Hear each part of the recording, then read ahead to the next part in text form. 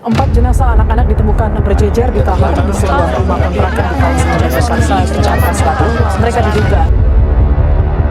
Semangat dari Pak Menko Polhukam sempat menegur saya, coba diberikan atensi. Dan bagi kami memang penyidikan ini menjadi atensi. Apapun, apalagi ada keluhan masyarakat. Bagi kebanyakan orang beranggapan bahwa rumah adalah tempat yang dapat dipercaya sebagai tempat yang aman dan nyaman. Dikatakan demikian karena rumah dapat menjadi wadah yang di dalamnya terdapat manusia dengan sifat naturalnya dan tidak dibuat-buat sebagai sesama keluarga. Dapat dipercaya pula oleh kebanyakan orang bahwa tempat yang tidak aman dan nyaman itu berada di luar rumah.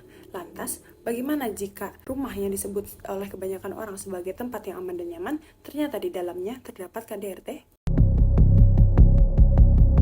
Kekerasan dalam rumah tangga atau yang biasa disebut sebagai KDRT merupakan pelanggaran hak asasi manusia dan kejahatan terhadap martabat kemanusiaan, serta merupakan bentuk diskriminasi yang seharusnya dihapuskan dan dihilangkan. Dalam Undang-Undang Nomor 23 Tahun 2004 tentang penghapusan kekerasan dalam rumah tangga menyebutkan bahwa kekerasan dalam rumah tangga adalah setiap perbuatan seseorang, terutama perempuan, yang berakibat timbulnya kesengsaraan atau penderitaan secara fisik, seksual, psikologis, dan atau penelantaran rumah tangga, termasuk ancaman untuk melakukan perbuatan, pemaksaan, atau perampasan kemerdekaan secara melawan hukum dan dalam lingkup rumah. KDRT tidak hanya sebatas kekerasan antara hubungan suami dengan istri dalam rumah tangga saja, melainkan juga dapat terjadi pada pihak lain yang berada dalam ruang lingkup rumah tangga sesuai dengan Pasal 2 Undang-Undang Nomor 23 Tahun 2004.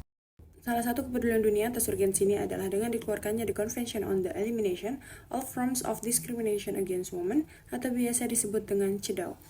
CEDAW adalah sebuah kesepakatan internasional untuk penghapusan segala bentuk diskriminasi terhadap perempuan, di mana CEDAW ini mendefinisikan prinsip-prinsip tentang hak asasi perempuan sebagai hak asasi manusia, norma-norma, dan standar-standar kewajiban serta tanggung jawab negara dalam penghapusan diskriminasi terhadap perempuan. Indonesia telah meratifikasi sejumlah 8 konvensi hak asasi, dan konvensi CEDAW inilah merupakan salah satu konvensi yang ditandatangani dan telah diratifikasi oleh Indonesia pada tanggal 24 Juli tahun 1984 melalui Undang-Undang Republik Indonesia Nomor 7 Tahun 1984. Menurut hak asasi manusia, KDRT dianggap sebagai kasus yang sangat amat serius, baik di Indonesia maupun di dunia sekalipun. Karena KDRT melanggar hak asasi manusia yang mendasar seperti hak untuk hidup tanpa kekerasan, di mana hak tersebut seharusnya adalah hak yang harus dihormati dan dilindungi oleh setiap negara. Yang kedua, KDRT berpotensi menyebabkan cedera serius, trauma, bahkan kematian bagi para korban. KDRT memiliki dampak negatif yang sangat luas, bukan hanya pada para korban, tetapi juga pada keluarga, masyarakat, bahkan negara sekalipun.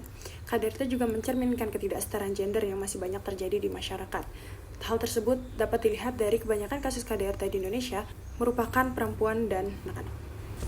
Dalam catatan tahunan Kementerian Pemberdayaan Perempuan dan Perlindungan Anak tahun 2023, kasus KDRT berjumlah 25.731 dengan rincian 5.356 korban laki-laki dan 22.620 korban perempuan. Di Indonesia, untuk menanggulangi kejahatan atau criminal policy seperti KDRT, dikenal dengan dua jenis pendekatan. Yang pertama, ada pendekatan dengan sarana penal atau dengan hukum pidana yang bersifat represif.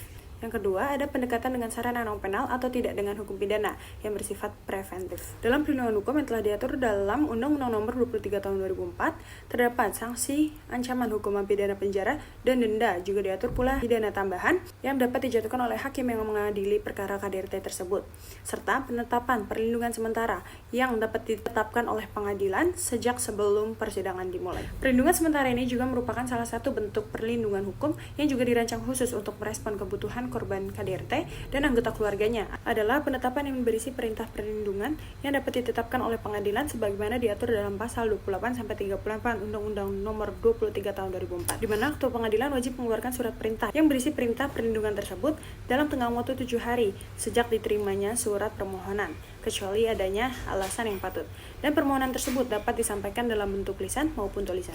Beberapa catatan atas penegakan hukum dalam penerapan Undang-Undang Nomor 23 Tahun 2004 tentang penghapusan kekerasan dalam rumah tangga selama hampir 4 tahun terakhir cukup memberikan gambaran bahwa upaya penghapusan KDRT merupakan upaya yang melibatkan banyak pihak dan membutuhkan penegakan hukum yang konsisten.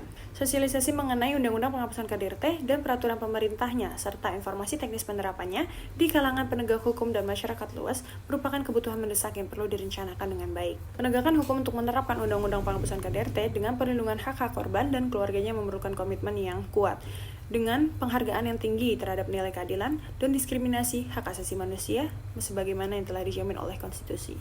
Selain itu dibutuhkan pula kondisi penegakan hukum yang bebas dan bersih dari korupsi, suap, dan kolusi di seluruh jajaran lembaga penegak hukum, layanan sosial maupun layanan publik yang terkait. Meskipun telah adanya upaya dari pemerintah melalui pendekatan penal dan non-penal, KDRT masih saja terus terjadi bahkan meningkat dari tahun ke tahun.